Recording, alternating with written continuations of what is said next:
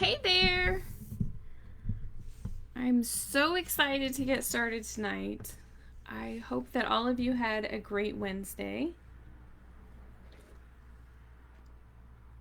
We'll give everybody just a minute to log on here and get everything set up.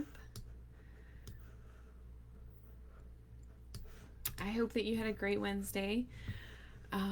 It's been really good today, actually. I got a lot accomplished. I had a ton of energy for somebody who has a really wicked cough. So that's been good. We are going to talk tonight about your ideal client, and I'm so excited to share this with you. Your ideal client affects so many different things in your business. And marketing and branding are one of my favorite things to talk about. So, yeah, I'm excited. All right, well, we'll go ahead and get started, and anybody else who joins us can just pick up where we're at. So, just a brief recap. If you've missed either of the first two videos, you can watch them. They're saved in the group. They are going to stay in the group until probably next Friday. So you'll have a chance to rewatch them. The first video we talked about finding your purpose. Last night we talked about your belief system. And tonight we are talking about finding your ideal customer. And as always, I'm going to be giving away another Amazon gift card. So make sure that you stick with me all the way until the end. So here's what we're talking about. Who is my ideal customer? Your ideal customer affects so much about your blog and your business. So it's really, really important for you to know who your ideal customer is right from the start, so you know exactly who you're talking to. Your ideal customer affects so much. It'll affect your branding, your message, where you promote, and also what you're saying, what you're talking about. You don't want to write a blog post about men's fitness and promote it on Pinterest, right? Especially if you're a woman, because if you're a woman, you may not know that much about men's fitness, first of all, but you also wouldn't want to promote it on Pinterest because Pinterest is mostly women. So that's not really going to work very well. So it's important to know who your ideal customer is. So who is your ideal customer? Some people spend a lot of time trying to figure this out. One of my friends, who I completely adore, has went back and forth for months and months about who her ideal customer is, because she has one customer that she really, really, really likes, and so she wants that customer to be her ideal customer. But it doesn't really fit very well. And we already have the answer to this question, right? We talked about it on the first night. We talked about how your purpose comes from your pain. And you can help people who have been through the same pain that you have been through. So your ideal customer has to be a past version of you, right? So let's break it down just a little bit more.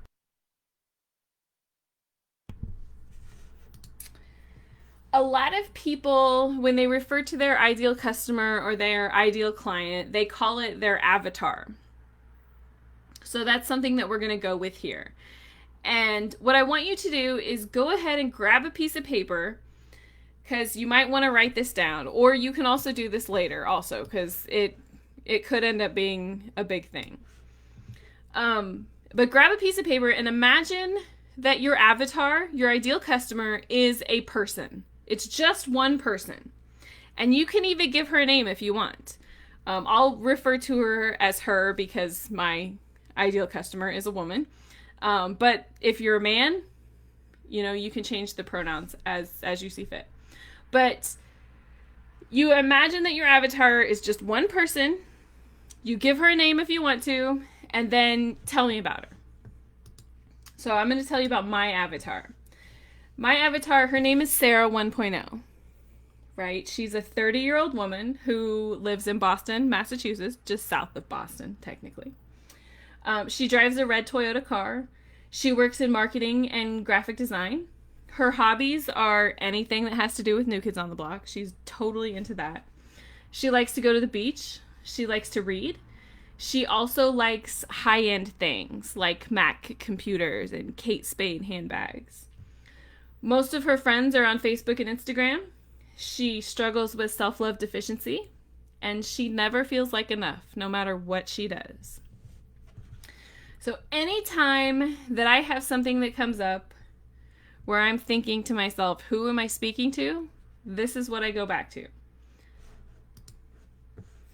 Now, it's important that when you're talking about your avatar, your ideal customer, that you be super, super specific.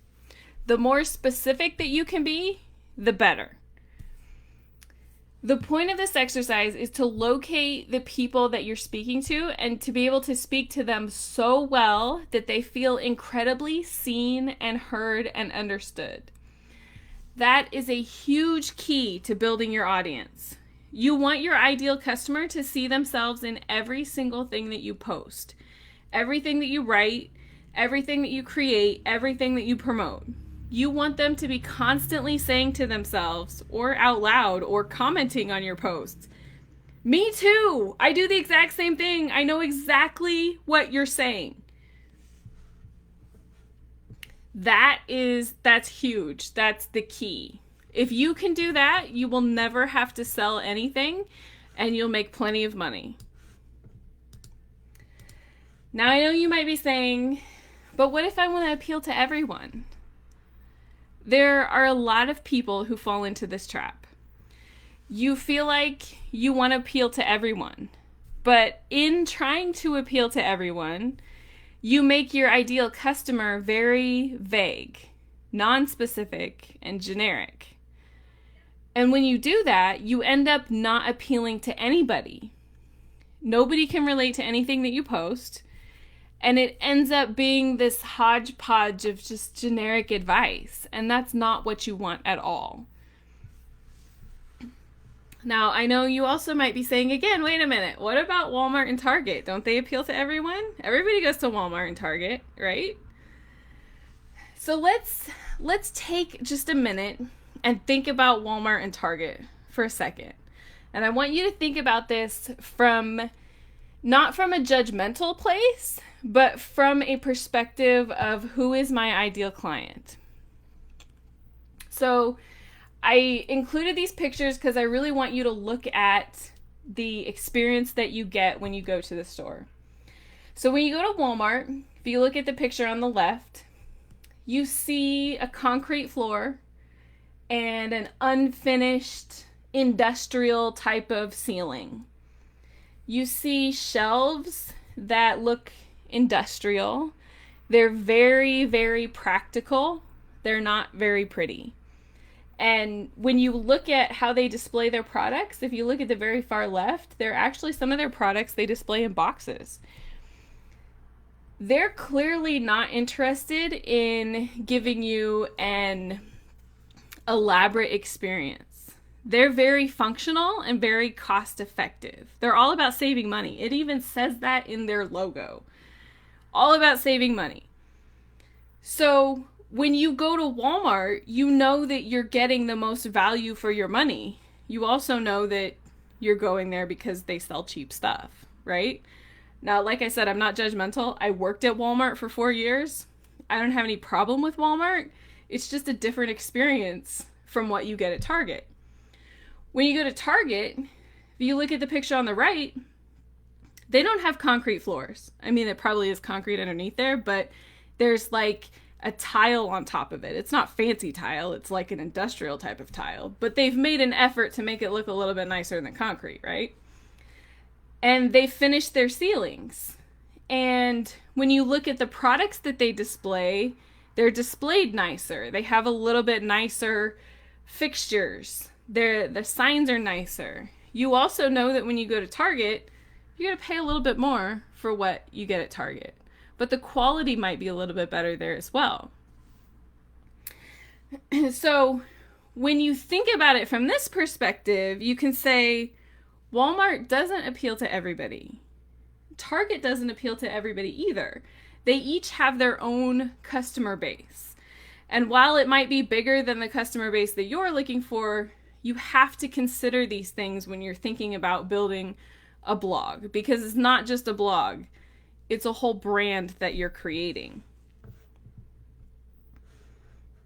So let's look at a couple of ways that your ideal customer or your avatar will help you in determining some things about your business. So one of the first things is branding. And when you think about how you're going to design the branding for your blog, you're thinking about the color scheme, the fonts, the logos, what your graphics are going to look like on social media. You have to go back to your ideal customer. What would appeal to her? So when I thought about branding for my blog, I went back to my ideal customer and I said, oh, she likes high-end things like Mac and Kate Spade. So when I think about what my logo should look like, I went to look at an Apple logo and I went to look at a Kate Spade logo. And what I did was I pulled some of the elements of those logos that I liked. I picked a font that was very modern and trendy to me. I chose this color. Oh, come back. I chose this color because I like the color, honestly. But we should also go back one more step too while we're talking about the logo, which is the name that I chose, INFJ Woman. Now, a lot of people send me messages. A lot of people have on Instagram. They send me these messages that say things like, oh my God, why would you name your blog INFJ Woman? That's so not inclusive. You're being so horrible to all the men out there. Do you hate men or something? And at first, the first message that I got like this, I was like, what? What is wrong with this person? But then I got a couple of more and I'm like, oh wait, maybe this is a thing. And I really wasn't sure how to answer them. So I had to go back and dig deep and be like, okay, why did I choose INFJ Woman? And the reason that I chose INFJ Woman is because I'm an INFJ and I'm a woman, and that's who I wanted to speak to. That's my ideal customer. So it's perfectly fine if men want to read my blog, and if they relate to it, that's great. That's awesome. But I'm not designing my blog to appeal to them. I'm designing it to appeal to women. One woman in particular, who is my ideal client. So when someone comes up to you and they question you, because they'll question you. Why does your logo look like that? Why did you choose that name? You know exactly how to answer them. I chose this name because it appeals to my customer. I chose this logo, this font, this color scheme because I know that Sarah 1.0 loves that color. And that's the answer. So I'll give you another example of where your ideal customer will help you. A question comes up a lot: what social media platform should I be on? Do I need to be on all of the social media platforms, or can I just pick one of them, right? So again, you go back to your description of your ideal customer. For me, it's right there in the description. Most of her friends are on Facebook and Instagram. So when I go looking for people who are like my ideal customer, I'm going to go to Facebook and Instagram. Now, for you, it might not be that straightforward. It may not be that you like any of the social media platforms. Maybe you just don't use any of them or use very many of them. So we'll break it down just a little bit more. We're going to start with the top line that says, my ideal customer is a 30-year-old woman. That's really all the information you need to figure out what social media platform you should be on. So I know that this slide looks like a lot of information, and it really is, but we're only going to focus on the top pieces. So what this is a breakdown of, out of all of the women and men, how many of them are on social media? And I think this is in the US because it comes from Sprout Social, so it's probably in the United States. So out of all the women and men in the United States, how many of them use Facebook? 75% of women in the United States use Facebook. 43% of women use Instagram, and 21% use Twitter. And this social media, this is kind of what I call the big three. These are the three biggest platforms for social media. So just by saying my ideal customer is a woman, that'll help you decide what social media you should be on. If you were only looking at that, then I would say you should be on Facebook, right? Because 75% of women are on Facebook and only 21% are on Twitter. I think you should definitely be on Facebook. But if you break it down one more step and you say, well, she's 30 years old. Well, 30-year-olds, 79% of them are on Facebook, 47% are on Instagram, and 26% are on Twitter. So Facebook still wins in that category too, right? So if you take both of those things combined, then you should definitely be on Facebook. Now, there's a trick where you can actually post the same thing on Facebook and Instagram at the same time. So obviously I suggest you be on both of those if you're going to pick one of them. But this will help you weed out. If you really only wanted to commit to one of them, then you could say, I'm just going to stick with Facebook because that's the most bang for my buck, right? Now, we can break it down a little bit farther. And some other ones that I came up with too are LinkedIn, Pinterest, and Snapchat.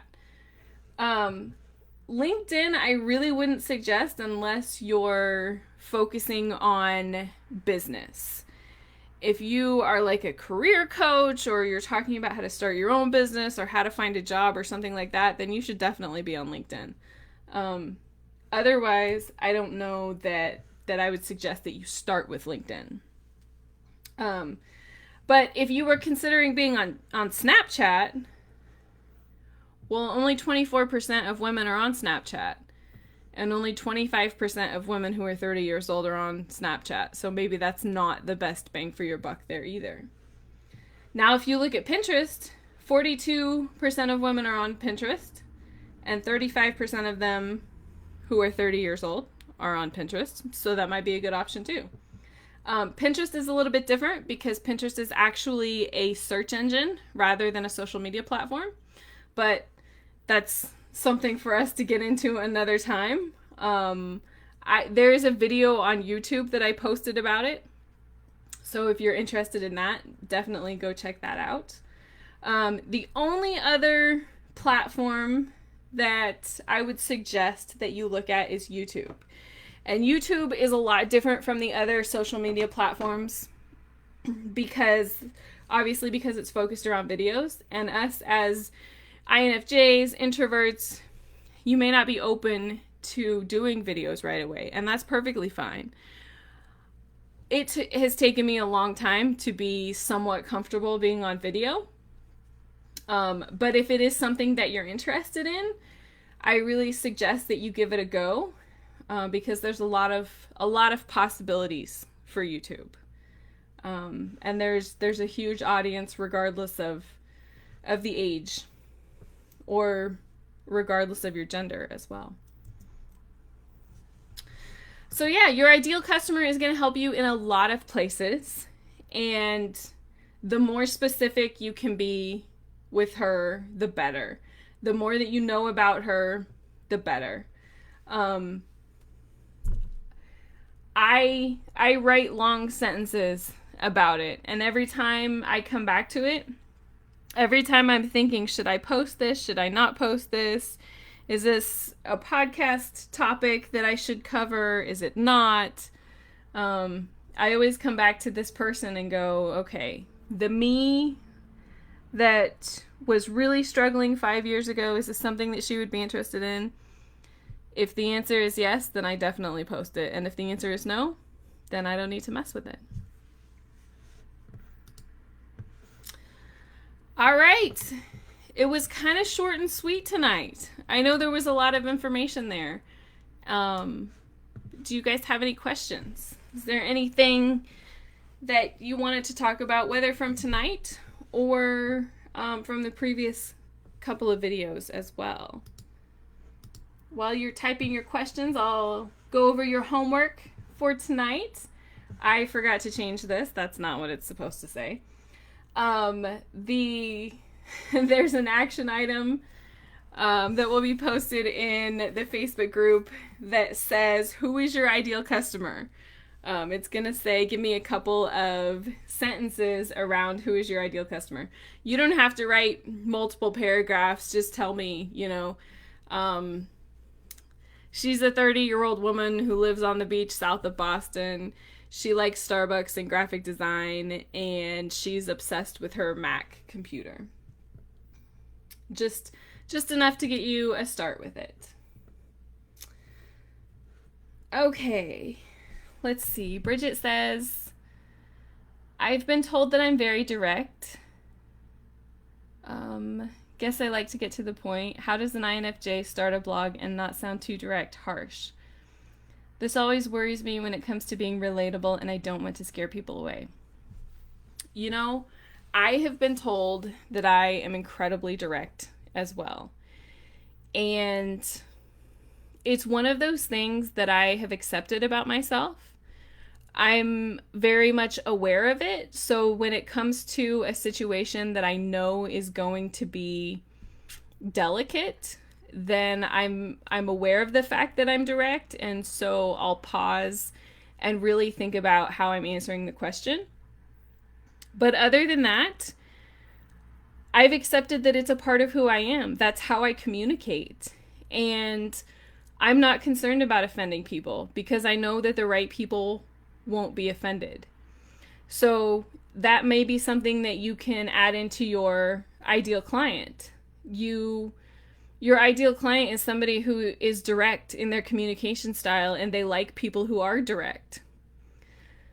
A lot of times we're told that being direct is a bad thing because the people who are telling us that it's a bad thing are not direct.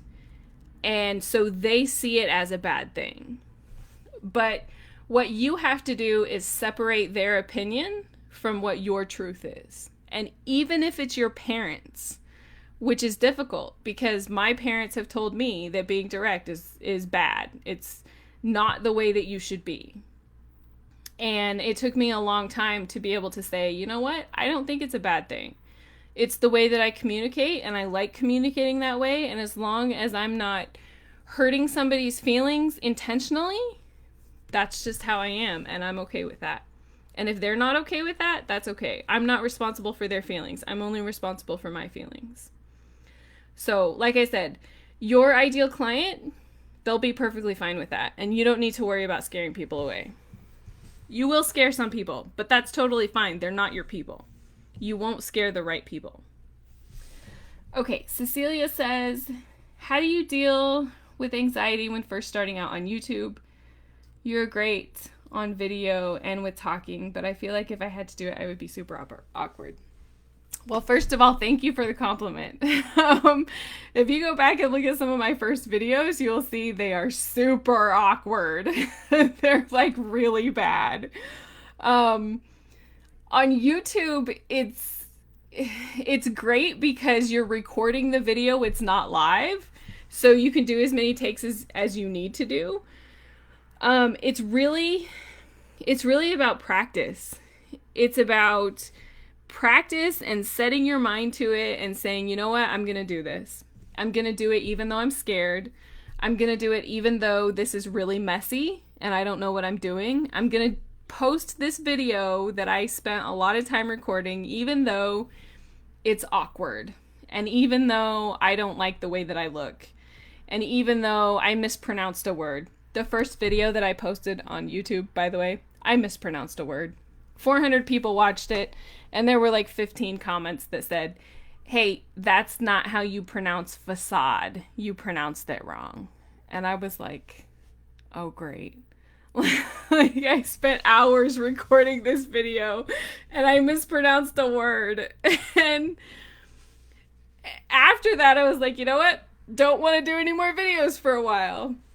And it was one of those things like I was talking about last night, fail fast. I did not fail fast on that one. I set YouTube down for like 6 months. And I was like, I don't want to do this anymore. But I really feel like it's an amazing platform, and learning how to do videos is a process. And I think part of the process is just, like I said, accepting that the first ones you're going to hate them. They're going to be awkward and messy. And part of it, though, is you're going to learn a whole lot. And the first couple of months for me was like, I hate this. I sound terrible. My voice is shaking. It's just like torture. But then after a while, it was like I would record videos, and it didn't take 5 hours to record a 10-minute video. It only took an hour. And I was like, oh, that was fast. And then, as time went on, it only took 10 minutes to record a 10-minute video. And I was like, wow, this is really like progress. This is really good. So, yeah, I would just accept that it's going to be awkward and just commit to making a video a week or 2 videos a week. I would definitely get on a regular schedule, because that will help you to be able to stick to it. If you say I'm just going to post a video whenever, then you'll talk yourself out of it every time. If you say I'm going to post 1 video a month, again, you'll talk yourself out of it every time. But if you do it regularly, then it'll become part of the process, and you'll get used to being uncomfortable as well. One more thing that helped me is doing podcast interviews on video. When I was talking to somebody else, I forgot that I was on video, and then I didn't feel so awkward. So that might be something too. If there's somebody else that you can be in the video with, or that you can interview, that might be an option for you as well. Okay, Katie says, do you recommend any specific computer programs for creating cute logos? I recommend using a web-based program called Adobe Spark.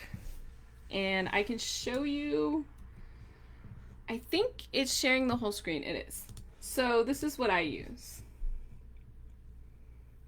There's a free version of it, but the main version of it is like $10 a month, I think. And even me, as a professional graphic designer, this is what I use.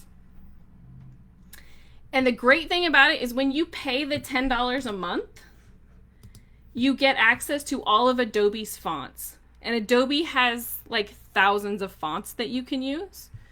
Even if you don't pay for it, you still get a huge variety of fonts. And it's really easy to use. You don't have to be a professional designer. And they actually have layouts that you can just copy and paste. Or you can change. They have lots of different designs. So you don't have to be a designer. They even have free pictures. The pictures that I use, they're free. So you don't have to pay for any of those either. I don't know if that comes with the free version or if that's just the paid version. But still, $10 a month, even $10 a month is super cheap for that.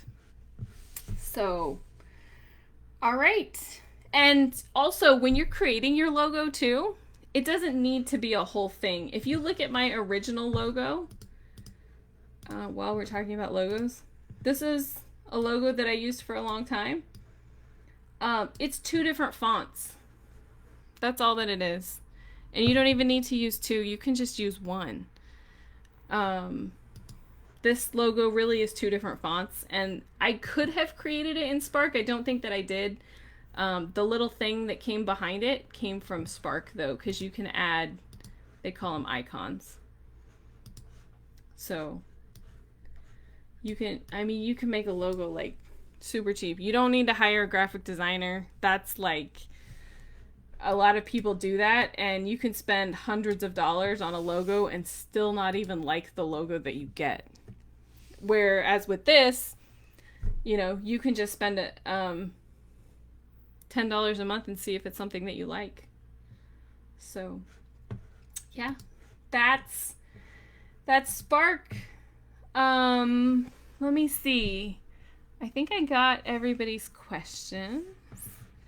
Yes, it is very reasonable. And especially since it's web-based, it works really, really, really well. I own a Creative Cloud subscription, so I have access to like Photoshop and InDesign and Illustrator. You know, being a graphic designer, I use those all the time. And when it comes to my own graphics, I use Spark because it's just so much easier to use. So, all right.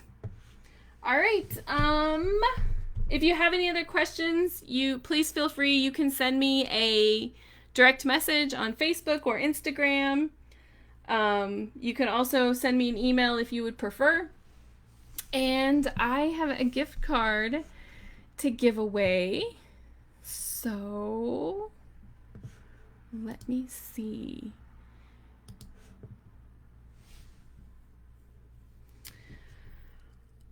All right. All